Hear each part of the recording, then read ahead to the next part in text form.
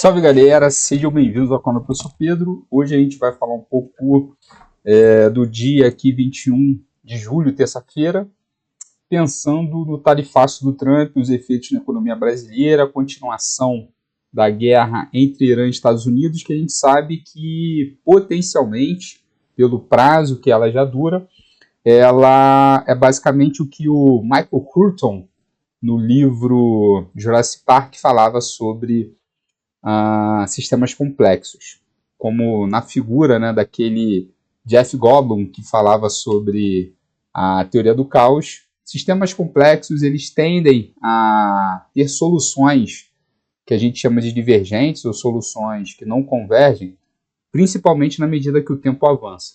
Então, toda vez que você está com um problema, vamos pensar na seara econômica ou na seara geopolítica, que é o caso de uma guerra, quanto mais tempo durar esse problema, menor a possibilidade de prever qual será a solução.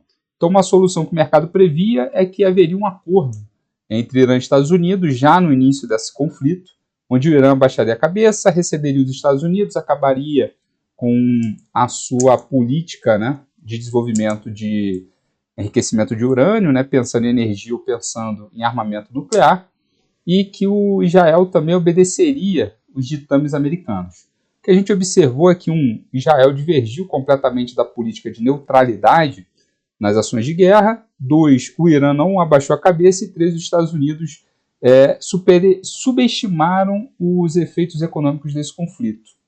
E aí o que a gente tem é que a gente basicamente tem problemas, né, graves em relação ao que pode acontecer dentro dessa discussão.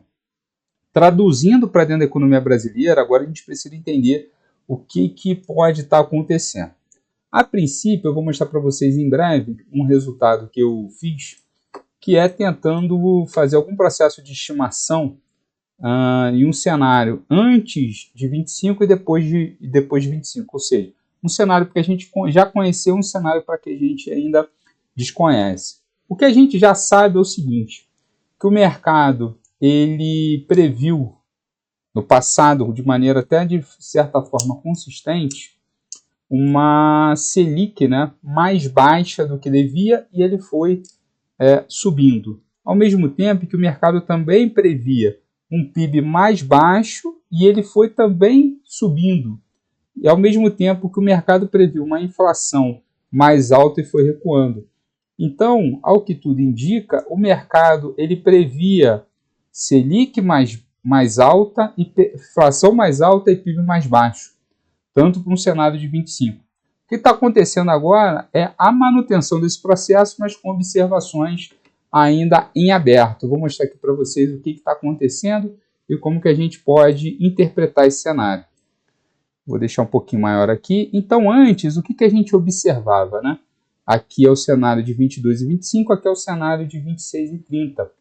Ele prevê uma Selic mais alta e ele vai revisando. E a revisão média ficou de maneira significativa, quase 0,05 pontos percentuais por semana. Ou seja, o mercado ele foi paulatinamente reduzindo um pouco a previsão de Selic, ao mesmo tempo em que ele foi subindo de maneira até bastante significativa previsão de crescimento de PIB, e a mesma coisa para a inflação, ou seja, o mercado previa um cenário de 22 a 25, ou seja, início de governo Lula até o ano passado, um cenário mais catastrófico.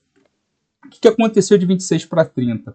A sinalização ela perde significância, porque tem muita volatilidade, mas o cenário base continua igual, prevendo uma Selic mais baixa, chupa mais alto e vai reagindo, uma inflação mais alta e vai reagindo, um câmbio mais alto e vai reagindo para baixo, enquanto o PIB consistentemente mais baixo, indicando mais uma vez que essas reações de mercado têm feito com que o Brasil consistentemente se coloque numa posição de cenários pessimistas e que são corrigidos para cenários que a gente não vai dizer otimista, mas sim mais realista.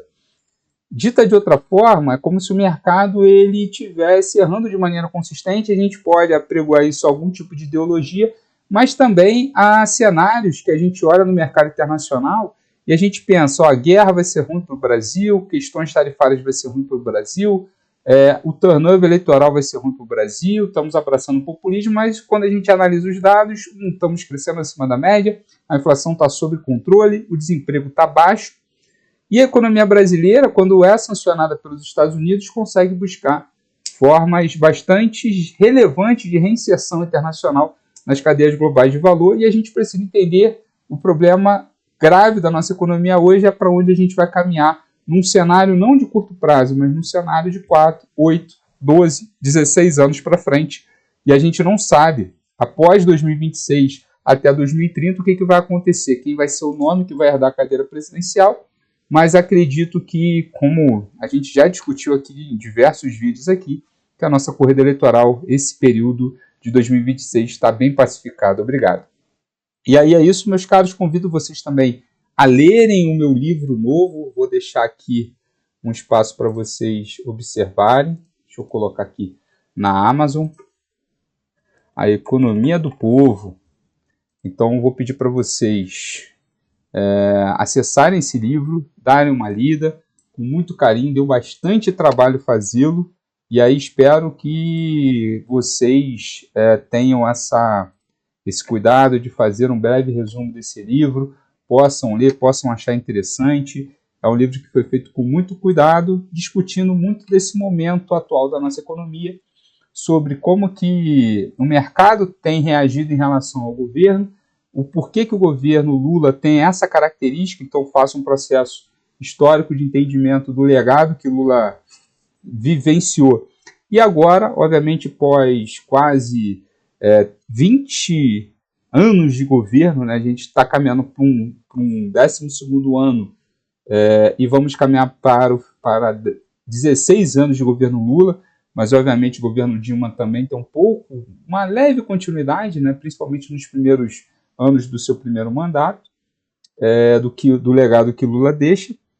E a gente precisa entender por que o Brasil hoje tem essas características e grande medida, né, desse fortalecimento que a economia brasileira vivenciou, com crescimento de reservas internacionais, com perdas de fragilidade internacional, com mais altivez e liderando processos de reinserção internacional e processos geopolíticos como os BRICS e o Sul Global. A gente precisa dar voz e estudar um pouco desse grande ator político-econômico do Brasil, que foi o nosso querido Luiz Inácio.